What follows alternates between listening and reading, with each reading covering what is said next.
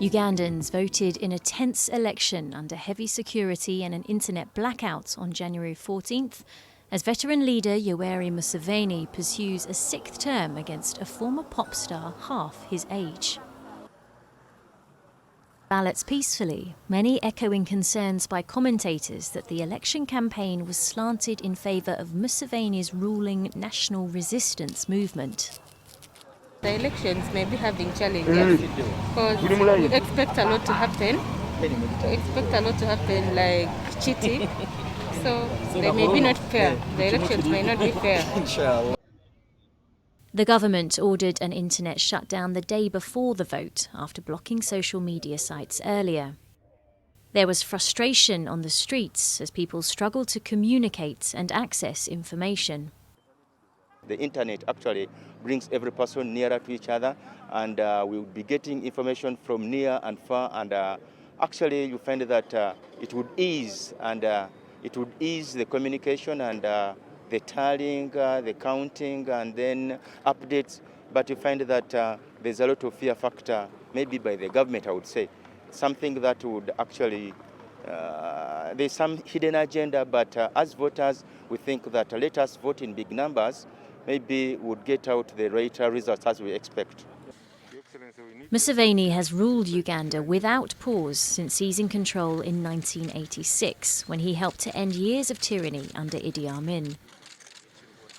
Once hailed for his commitment to good governance, the former rebel leader has crushed any opposition and tweaked the constitution to allow himself to run again and again.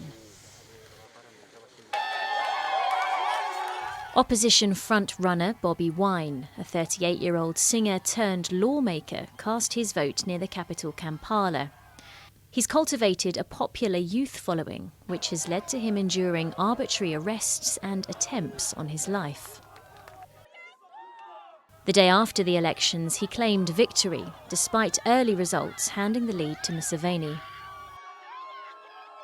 I am very confident that we defeated the dictator by far. I call upon all Ugandans to reject the blackmail. We have certainly won this election, and we've won it by far. General Museveni and his small clique of oppressors are trying yet again to impose themselves on the people of Uganda. Wine is the strongest of 10 opposition contenders trying to unseat Museveni.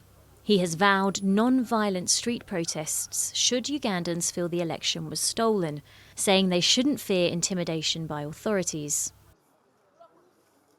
With the average age of the population in Uganda being just under 16, most Ugandans have never known anyone but Museveni in charge.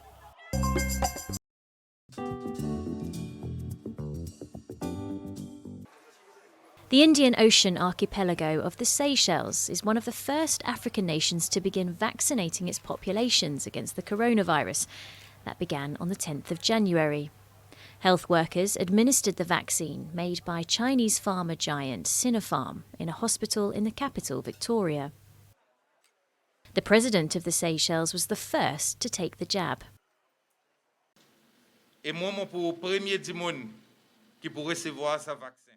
I'm going to be the first person receiving the vaccine. And I want this to be an example for all the people from the Seychelles, to show that the vaccine is safe and that it will give us another tool in our arsenal for victory.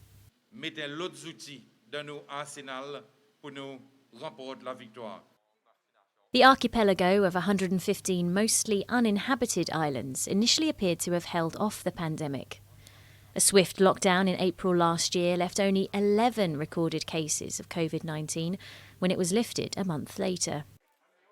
However, cases have jumped since December, passing 600 infections this week. There's been one official death so far. The Seychelles hopes to vaccinate 70% of its 98,000 people within 2 to 3 months. In Zimbabwe, a strict new lockdown is challenging traditional beliefs. Authorities ordered confinement early January after a surge in the number of coronavirus infections. Official cases had doubled within 2 months to more than 14,000. New rules now ban the transport of corpses, which means the dead have to be buried where they are. But this clashes with the local practice of burying loved ones near their ancestors. It's just like cremation, and this is also uncultural because the departed should be buried where they were born and bred. We only came to the city to work and look for money, and we get buried where our ancestors live.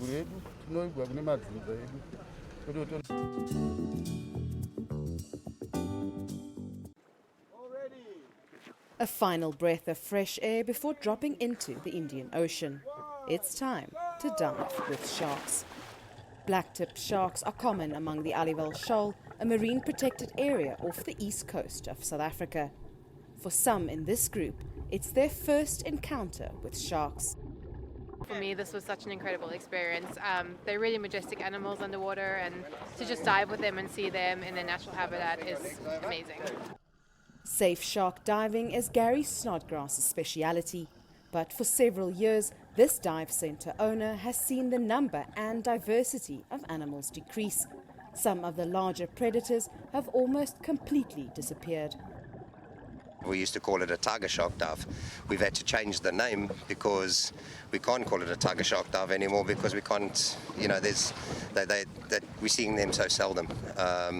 So over the last couple of years, it sadly they've decreased in numbers dramatically. What would be the reason for that? Shark nets, the drum lines probably.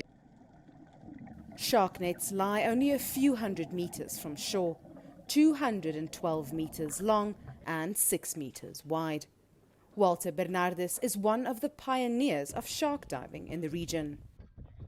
We've seen loads of dead sharks that have been caught in the nets. Turtles, dolphins, we've had whale sharks caught in these nets. This system doesn't keep sharks away from beaches. They can simply pass below or around the nets. They have a more final goal: to catch sharks. They're basically curtains of death. They're a passive system that's been put in the water, and anything that puts its head in that net dies. That's how a gill net works. The device dates to the late 1950s, when a series of fatal attacks caused panic among bathers in the area. Today, the province's shark board manages more than 37 beaches along 300 kilometers of coastline. There have been no lethal attacks since the nets were installed decades ago, but the system has come under fire for its impact on other species. In an attempt to reduce the bycatch of the harmless animals, over the last 15 years, we've reduced about 15 kilometres of nets and replaced them with 177 drum lines. Those are simply baited hooks suspended below a drum.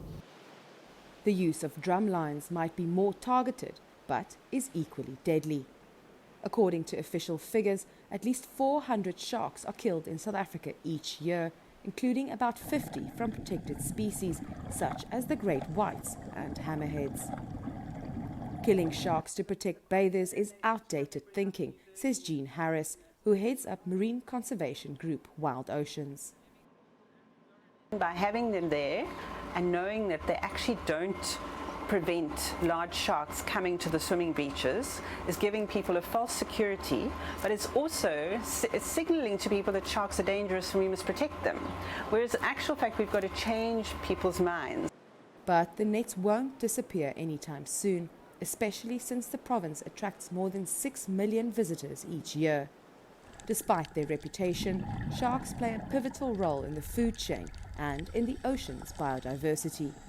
But faced with this economic reality, sharks are unlikely to shed the image of the villain of the sea.